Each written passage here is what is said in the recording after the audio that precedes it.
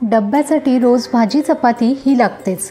आज अशीच साधी सोपी अगदी झटपट होणारी फ्लॉवर बटाट्याची भाजी करूयात। त्यासाठी फ्लॉवर मिठाच्या पाण्यामध्ये स्वच्छ असं धुवून घेतलाय। फोडणीसाठी कढईमध्ये तेल गरम करून मोहरी घातली। मोहरी छान तडतडली की हिंग घालायचं। लगेच बारीक चिरून घेतलेला कांदा आणि टोमॅटो घालायचं। सगळं व्यवस्थित असं परतून घ्यायचं। कांदा टोमॅटो छान असा बारीक चिरलेला असला की भाजी छान मिळून येते। असा कांदा टोमॅटो छान मऊ होईस्तोवर परतून घ्यायचं। एक 7-8 लसणाच्या पाकळ्या आणि अर्धा इंच आलं छान ठेचून घालायचं। आलं लसूण यांचा कच्चा दर्प जाईस्तोवर तेही व्यवस्थित असं परतून घ्यायचं। आता मसाले घालूयात। मालवणी मसाला, रंगाचं तिखट, हळद घालायची आणि व्यवस्थित सगळं हलवून घ्यायचं।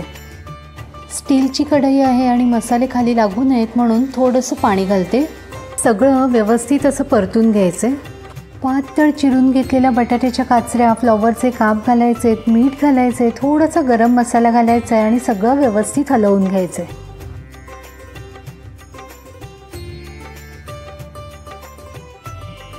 सगळं छान असं एकजीव करून झालं की झाकण घालायचे आणि झाकणावर पाणी घालून भाजी मंद आचेवर व्यवस्थित अशी शिजू द्यायची।